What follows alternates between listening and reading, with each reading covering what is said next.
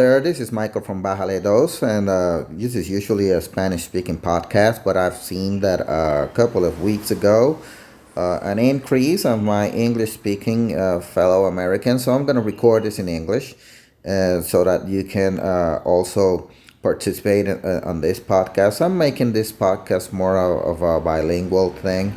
So I'll be recording both in Spanish and English for the benefit of my friends that come and visit and graciously comment on the comment section and put something into the page and give me some ideas to comment on the current news. Today I'm going to talk about what is going on with the food prices. If you've noticed and if you've gone to the grocery store, I bet and I'm pretty sure you've noticed that everything is getting more expensive. Prices are rising, and there are things that are being harder to find. And so, why is that? Well, let's see what I found on the internet and looking some for some information about it. And yes, we're going to have to talk about Donald Trump and his ICE raids on farms. So, if you have noticed, and since the beginning of this Trump presidency, he has been very hard on immigrants, especially Hispanic immigrants. So he's been doing these ICE raids on usually places where Hispanics go, which are Home Depots, car washes, and farms, places where they are working. Now, these raids are causing those places to lose employees, and in turn, uh, that's gonna harm the economy, and we're feeling it. The last Fed report, they decreased the rate for I guess it was for 0.25%, but they warned that inflation is rising and everything is getting pricier. So the prices are rising. Now, this is in direct correlation to this and the tariffs, but that's another topic for another post. Now, why are the prices of food rising, or why are they going to keep rising? Well, let's look at this fact over here. The majority of farm workers in the US are Hispanic, 77%, okay? That means that for 10 workers on a farm, it's highly probable that 7 of them are Hispanics, and most of them are not documented farm workers. Most of them are on visas, and well, some of them are not documented, but they are still being hired. Why? Here's the reason. Um, farmers, farmers that produce the food that we consume and the food that we sell to the rest of the world need labor. They need people to pick up the farm. So let's take, for example, these cabbage farm, where they need to pick it. When you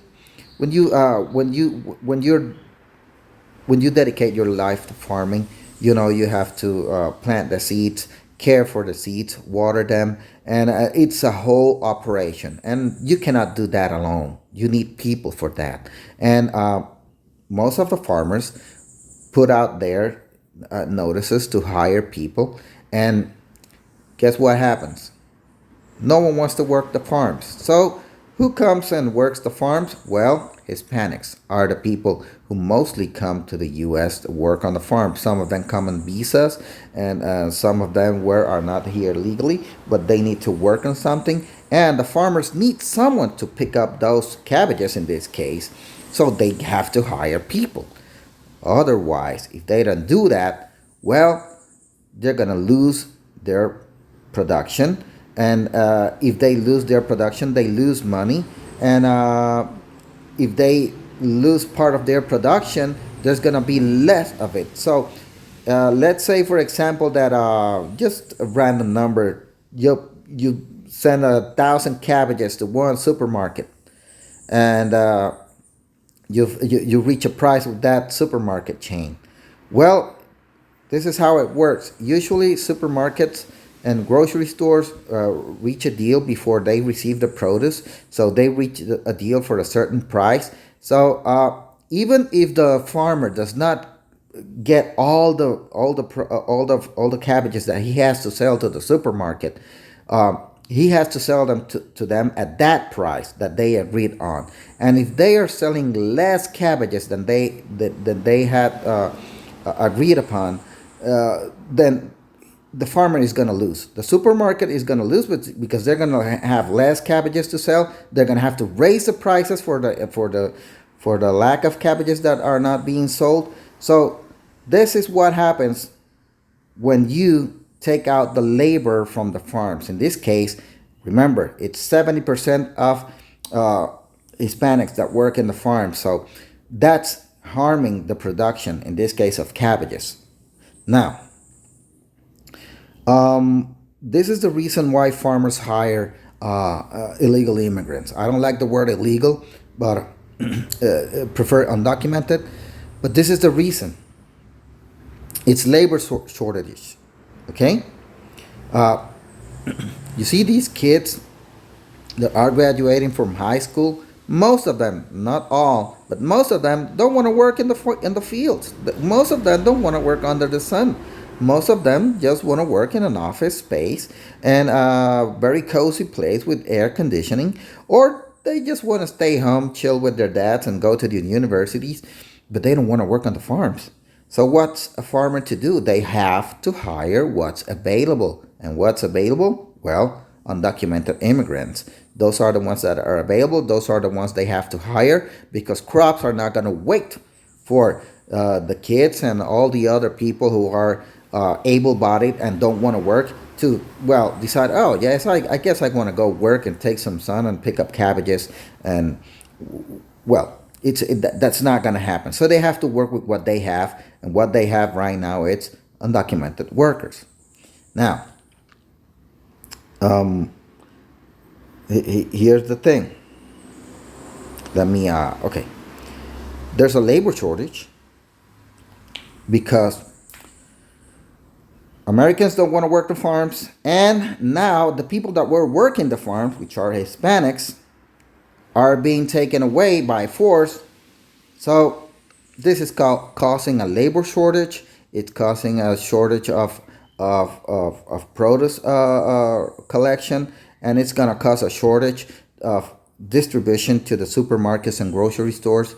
So everything is going to get pricier, and the prices are going to rise. This is all due to those ICE rates. Now, that's not only what's going to be affected. Here's the other thing. A couple of weeks ago, there was this news that the Trump administration issued a rule or an executive order mandating that truck drivers be U.S. citizens and pass an English proficiency test. And I agree with that. I mean, if you're going to be driving the roads of the U.S. or whichever country, you better learn the language of the country, because otherwise you won't be able to follow the rules and read the signs and follow the directions. Although immigrants do very well without knowing the language, and they get the products from one point to another. Okay? But here's the thing. This is going to affect the industry as well, because you have a shortage on the people picking up the produce on the farms and the fruits and the vegetables. Now you're going to have a decrease of workers on the trucking industry, because guess what? Most of the truck drivers are white, 65%, and the other percent is black, 20%. But 16% of those drivers are Hispanic. Now, if you lose 16% of a workforce, that's going to cause a shortage on the distribution chain, which is going to make it harder for food to reach the supermarkets and grocery stores, which in turn is going to cause scarcity, and it's going to cause prices to rise. See where this is going? Now, guess what? The trucking industry has been facing a labor shortage because, again, the kids don't want to drive trucks unless they are driving them on their PlayStations and Xboxes. That's where they want to drive trucks, right? In a game, but they don't want to drive a real truck and haul merchandise from one point to another. They don't want to hit the road. They want to, they want to stay on their homes. That's what's happening. Now, if you keep taking away the drivers, well, there's going to be a shortage, and in turn, that's going to cause a shortage of produce distribution, and that shortage will lead to an increase of prices. Now, let's see. Let's see if this guy working in a grocery store organizing the produce. Guess what? Trump rates are hitting the supermarkets, grocery stores, places, distribution centers where mostly there are Hispanics working. And these are the statistics for grocery stores by race. 61% are white and 70% are Hispanic or Latino. Now, Trump's ICE rates are targeting only the Latino workers. So guess that's what's gonna do. Well, it's gonna put a strain on the white and black African American workers that are working on the stores, because now they're gonna have more work to do because they're taking away the Latino workers, the Hispanic workers, and they're not gonna be able to keep up. Some of them are gonna quit. Some of them are gonna get sick. Some of them are gonna get hurt, which in turn will cause a shortage of work and a shortage of distribution of the produce on the supermarkets, which in turn will cause prices to increase. And you might be seeing that already on the supermarkets or on your last store purchase. So this is the thing.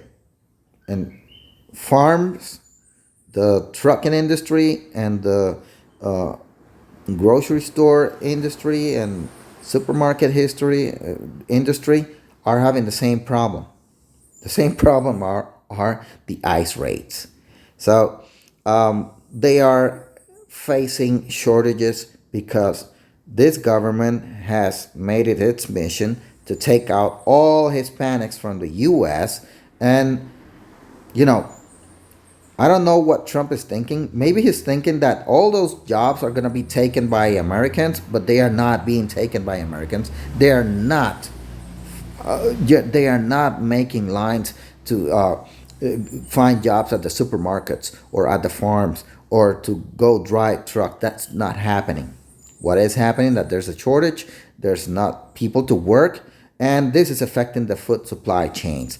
And if you affect the food supply chain with the shortage of distribution, well, you're affecting agriculture, you're affecting meat packing, and that means that the food is not going to be reaching the supermarket aisle on time, and there's going to be less of it. And if there is less of it, there's going to be a price increase because the supermarket owners, grocery store owners, the owners of Walmart, they are not going to take a loss.